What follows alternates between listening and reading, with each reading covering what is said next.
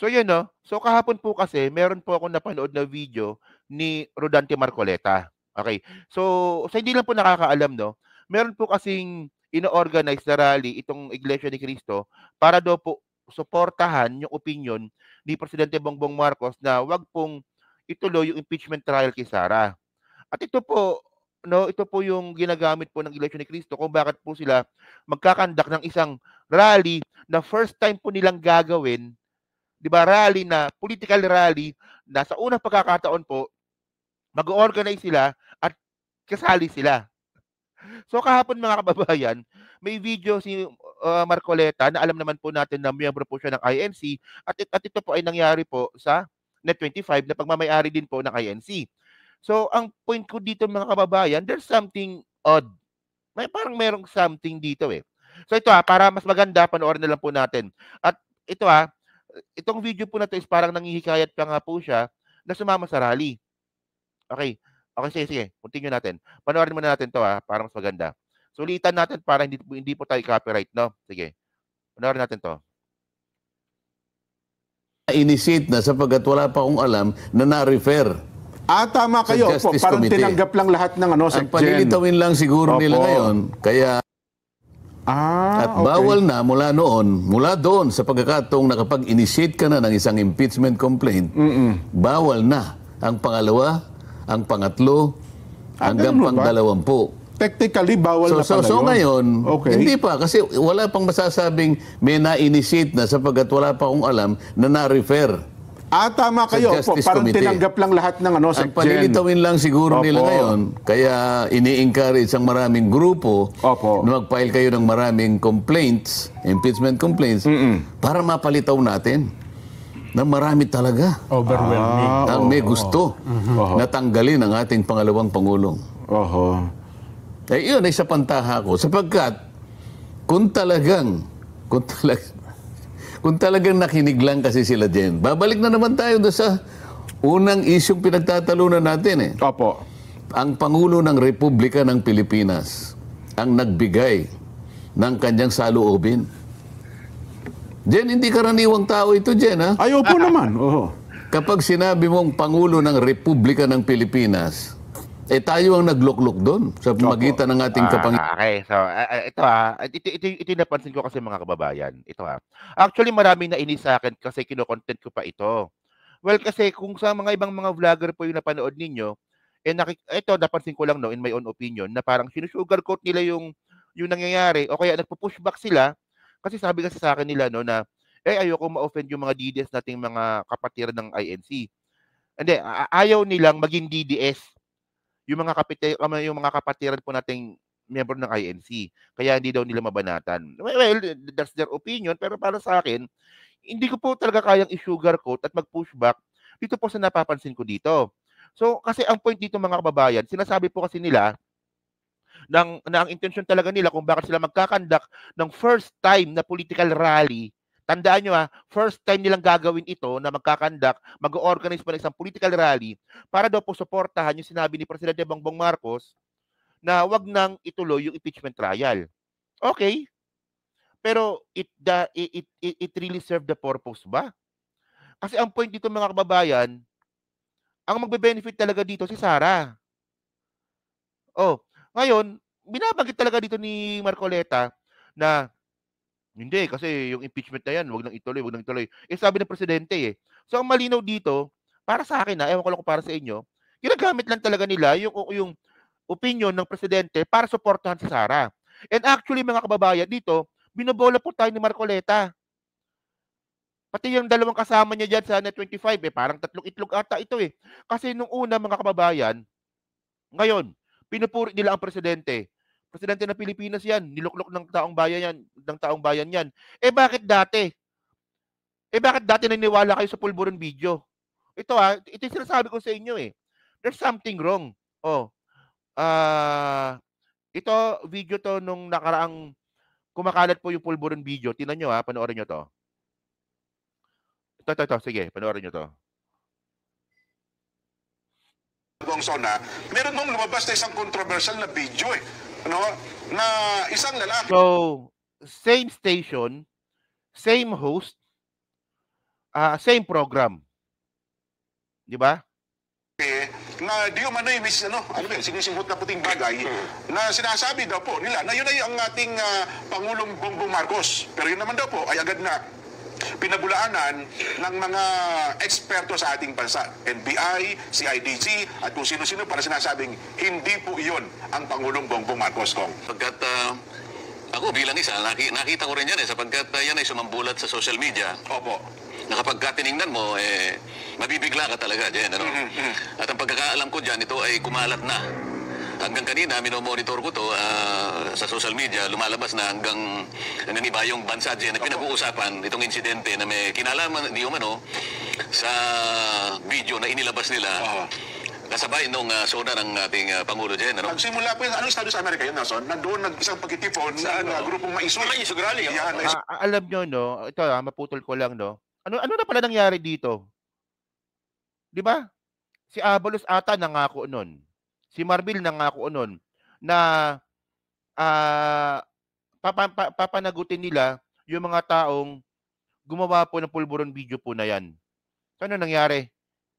Ayan ang hirap sa inyo. Puro kayo pabida dyan eh. O Marbil, ano yan Marbil? Pinangako mo yan dati ah.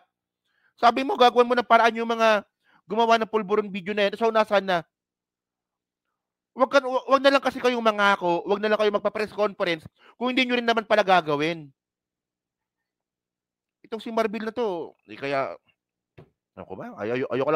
Ayoko lang talaga magsalita ng hindi maganda kay Abalos kasi tatabong senador. Pero pinangako din ni Abalos yan. Papanagutin namin yung gumawa ng pulburon video. So nasaan? Oh, wala man lang kayo na-file na kaso. Wala nga ako nabalitaan na nag-imbestiga kayo.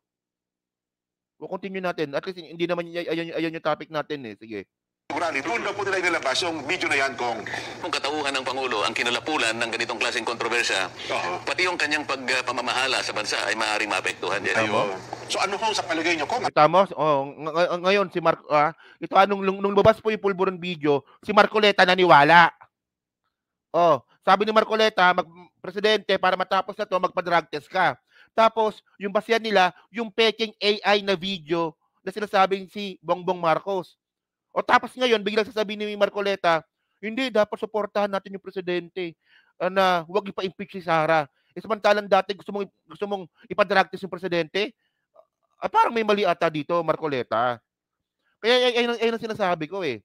Yung intention ninyo na sinasabi ninyo, na suportahan yung sinasabi or opinion ni PBBM na huwag ipa-impeach si Sara, para sa akin, ginagamit nyo lang po yun para ang pinaka-purpose nyo talaga protektahan si Sara. At INC po talaga ang nag-organize niyan. Di ba? Sila na nagbigay ng statement eh. Continue natin to para mas malinaw. Ang pwedeng gawin ng Pangulo para hindi na paulit-ulit itong bagay na ito. Kasi kung ikaw, anong gagawin mo? Halimbawa, ikaw ang Pangulo ng Pilipinas, anong gagawin mo? Halimbawa, si Nelson. Nelson, ikaw Pangulo ka ng Pilipinas. Ano sa tingin mo ang gagawin mo? Wala. Hindi mo napapansin yan ko. Ganun. Kuha ka na lang. Hindi, detetmahin ko na. Kasi kita naman sa video na hindi ko kamukha dyan eh. Kapag dinedma mo, halimbawa, hindi mamamatay. naniniwala ka bang mamamatay ka agad yung usapin? Kasi sabi ko, Actually, patayin na nga yung pulburon video kasi nga peke. Si Marcoleta ay pa rin maniwala. Sila tatlo na nga lang, hindi na nga nagkakasundo eh. Sa iyo kanina, ang nilalatag kong proposition dito ay yung interes ng ating bansa. Kailangan kasi matuldukan ng madalian. Effectively. Ibig sabihin, pagka in-address mo talaga yan, pagka nakita nila na ang ginawa mo ay ganito at nakita ang makatotohanan na pagbibigay linaw dyan, biglang mamamatay yan eh. At wala nang, hindi na pag-uusapan yan. Yun ang gusto ko sana mangyari dyan. Well, kung droga ang pinaparatang, wala namang ibang kaparaanan na pwedeng gawin sa siyensya, ay di drug test ko. Yun lang ang pwedeng tugon doon. Palagay ko, dapat gano'n ang gawin ng Pangulo dyan. Ganun ba? Para mga tanga eh, no? So ngayon mga babayan, nung nakaraan, nung lumabas yung pulburon video, naniwala to tatlong itlog na to. Kahit hindi ka expert sa video, alam mong peke yung video, tapos ipagdadrag test mo yung presidente. Akala ko ba, sabi ni Marcoleta kanina, presidente ng Pilipinas yan, paniwalaan natin yan, igalang natin yan. Bakit gusto mong magpa-drug test? Actually, mga kababayan, wala namang problema yung drug test na yan. Kung merong sapat na basehan at sapat na ebidensya na talagang adik yung presidente. Ito yung point eh. Sabi ni Digong, si Marcos, si PBBM, bago mag-eleksyon, nagpa-rehab sa Germany.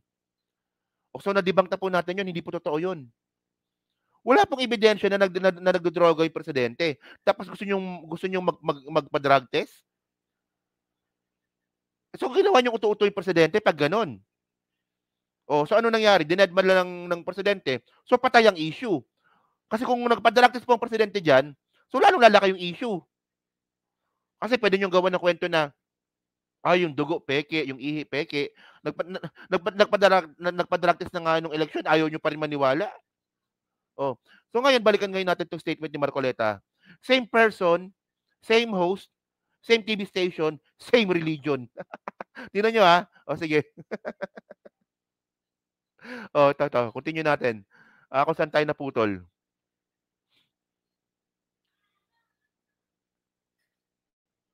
Wala no level na ng isang matagumpay na isang bansa. Pa? Oho. O hindi leader ng ating bansa. At sa pamamagitan ng eleksyon, opo naman. O hindi mong mamaliitin yung opinion niyan, yung saloobin. Ang totoo niyan kahit napanaginip niya lang dyan Sabi niya, wag daw pong maliitin ang opinion ng presidente. Sinabi na nga ng mga what they call this, ng mga na-appoint na presidente na hindi totoo yung video, hindi ka pa rin naniwala. Loko-loko ka talaga, Marcoleta, no? Oh. Halimbawa, nagkwentuhan kayo, Pangulo ng Pilipinas, Jen. Totoo. Akalain mong mapanaginipan ko. Sabi ng Pangulo. Kwento lang, panaginip lang. Oo. Na bigla kong nakita ang bansa natin. Talagang nasa level na ng isang matagumpay na isang bansa. Pa? Oho. O, hindi ka ba masasayahan dun, Jen? Pa yun naman, kahit panaginip lang ng Pangulo. Panaginip lang yun Totoo Ibig naman. sabihin, lahat ng maaring reaksyon, opinyon, o pagpapahayag ng Pangulo, hindi karaniwang bagay yun, Jen. Oho. Ngayon, nung sabihin niya, itong mga bagay na naukol sa inyong pinagtatalunan ngayon, mga isyong ginugulo ninyo, nauuwi pa nga sa pag-impeach sa ating Vice President, ang lahat ng yan sa aking palagay ay walang kapupuntahan. O, di ba? Nakita niyo yung sinasabi ko, mga kababayan, obvious na obvious po talaga yung pinaka-purpose ng rally. Di ba? Presidente, biglang pasok kay Sara. Sinabi ng presidente, biglang pasok sa impeachment ni Sara. So the intention is not serve the purpose. Di ba? Pagkat yan ay makakapag-aabala lang sa inyo Sa dalawang kapulungan. So paano na yung mga ninakaw ni Sara? Ganoon na lang yon. At hindi magko-contribute ng kahit anong pagtatagumpay at kabuluhan sa isang buhay ng isang Pilipino. Oho. At sa aking palagay, yan ay isang bagyo na nasa isang tasang kape. Isipin mo yan din. Storm in a teapot. Opo. Ngayon, Storm in the teapot, sinabi rin po ni PBBM yan, di ba? kung kami sa House of Representatives, matibay ang ating pagpapahalaga sa ating leader. Ito nga, gumawa silang manifesto Tigilan mo nga ako, gusto mong ipadrag to si presidente, naniwala ka sa pulburon video na peke. Tapos ngayon, sasabihin mo, maniwala tayo sa presidente. Akala ko ba adik yung presidente? Loko-loko talaga itong si Marcoleta, no? Oo. Kahapon, tinatalakay na natin yan, Kong. Ito babasahin ko itong para nga sa kapakanan ng ating mga kababayan, itinagalog pa ninyo. Isipin yung Ipinaliwat pagsikapan na po namin sa Tagalog, Kong, para higit na kapakinabangan ng ating bayan. Tama naman ito Opo. Isang deklarasyon ng pagkakaisa, katapatan at paninindigan para sa pagtatanggol sa bayan. Nakita mo na yan. Napakagandang subject matter dyan. Ay, opo naman. Koho. Nag-declare ng pagkakaisa. Sino ba yung lalaban sa pagkakaisa dyan? Ba, walang matinong isip na lalaban dyan, Kong. Actually, si Digong, si Duterte. Di ba? Kaya nga unit team so, sino nang gulo? Si Duterte. O para saan yung maisog rally? Di ba? Para pabagsakan ng presidente. Dapat yung pagsabihan mo dito, Marcoleta, si Digong. O sinong loko-loko ba ang kokontra sa pagkakaisa? O si Duterte, loko-loko. Wala sa ayos to. Pag hindi matino isip mo, lalabanan mo yan. Kapag ka ba yung pahayag ng Pangulo sa magitan ng kanyang opinyon ay hindi mo man lang binigyan ng pansin, ipinagkibit balikat mo lang. Hindi man lang kayo nagpulong para pag-usapan yung dapat nating gawin kung paano natin aaksyonan yung opinion na yun ng Pangulo. Oho. Yan, Grabe, no? Salsal na salsal yung sinabi ni ni PBBM, no? Grabe. Pero ang mga kababayan, ang intensyon, 'di ba? Ayun ang sinasabi nila intensyon, yung sinabi ni PBBM. Pero yung purpose, protektahan si Sara. Daan natin yun po ay opinion, pagpapahayag ng ating leader. Hindi po nanggaling sa isang karpintero. Hindi po nanggaling sa... Hindi. Galing yan sa isang adik. Di ba sabi niyo, di ba? Oh, yung sinabi na huwag ituloy ang impeachment, galing po yan, hindi po yan galing sa isang karpintero. Galing po yan sa isang bangag. Loko-loko talaga tong mga to. Sa mangingis... kung sino man. Kung sino man. O sa tindera sa palengke. Hindi sa pagmamaliit po ng mga opisyo sa ating bansa. Ang gusto lang po nating i-dramatize at bigyan po ng emphasis. Ito po ay pagpapahayag ng Pangulo ng Republika.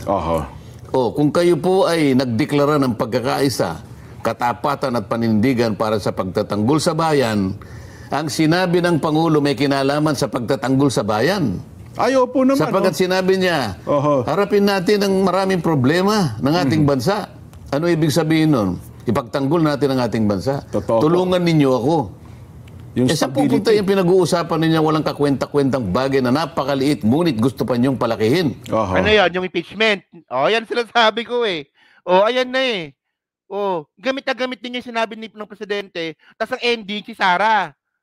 Ayan ang sinasabi ko eh. Halatang-halata na tong mga to eh. Paano ngayon magiging mabisa itong manifestong ito? Alam mo ba yung salitang pagkakaisa, Jen? Opo. Kung ilang beses ginamit sa... Tigilan natin to. Actually, mahaba tong video na to, mga 1 oras mahigit ito eh. Pero, kung may oras kayo, mapapanood nyo ito sa Net25. Okay? So ngayon, mga kababayan, sa 1 oras po na video po na to, na ang host po ay yung Tatlong Itlog, ganyan na ganyan po yung tema na kanila pag-uusap. Sinabi ng Presidente, bagsak kay Sara. Sinabi ng Presidente, bagsak kay Sara. Ganun po. Sinabi ng Presidente, ang magbe-benefit si Sara.